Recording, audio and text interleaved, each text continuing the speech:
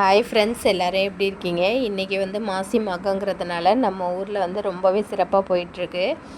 மாசி மாதத்தில் மக நட்சத்திரத்தில் கொண்டாடப்படுவது தான் வந்து மாசி மகன்னு சொல்லுவாங்க. பங்குனி உத்திரம் முருகனுக்குரியது, சிவன் ராத்திரி சிவனுக்குரியது, ஏகாதசி பெருமாளுக்குரியது. அது மாதிரி தான் அனைத்து கடவுளுக்கும் உகந்தது தான் வந்து இந்த மாசி மகன்னு சொல்லுவாங்க. மாசி மகத்தன்னைக்கு வந்து ரொம்பவே சிறப்பாக நடக்கும் நம்ம ஊரில். எல்லா ஊர்லேருந்து வர்ற சாமி இல்லாமல் வந்து நம்ம ஊரில் வந்து கடலுக்கு வந்துட்டு தான் போவாங்க. நம்ம ஊரில் உள்ள ஐயனார் சாமி தான் ஃபஸ்ட்டு கடலுக்கு போயிட்டு வருவாங்க. அவங்க போயிட்டு வந்து எல்லையில் உட்காந்ததுக்கப்புறம் தான் வந்து எல்லா ஊர்லேருந்து வர சாமி இல்லாமல் வந்து கடலுக்கு போவாங்க. இந்த தடவை வந்து கோயில் கட்டுறதுனால ஐயனார் சாமி வந்து ஊர்வலத்துக்கு கிளம்பல.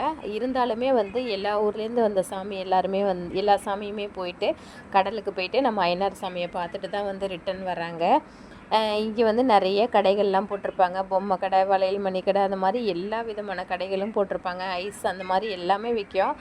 நானும் பசங்களை கூட்டிகிட்டு போயிட்டு நல்லா வந்து சாமியெல்லாமும் எல்லா சாமியும் பார்த்துட்டு வந்து ரிட்டன் வந்தாச்சு.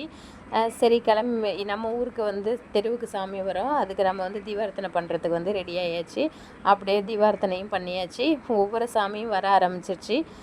இப்போ வந்து நம்ம ஊரில் உள்ள சிங்கமகா காளியம்மன் தான் இந்த சாமி. இதுக்கு வந்து நாங்கள் தீபார்த்தனை எடுத்துகிட்டு அப்படியே நாங்கள் வீட்டுக்கும் கிளம்பிட்டோம். ஓகே ஃப்ரெண்ட்ஸ், இந்த விளாக் பிடிச்சிருந்துச்சின்னா மறக்காமல் சப்ஸ்கிரைப் பண்ணுங்கள், லைக் பண்ணுங்கள், ஷேர் பண்ணுங்கள்.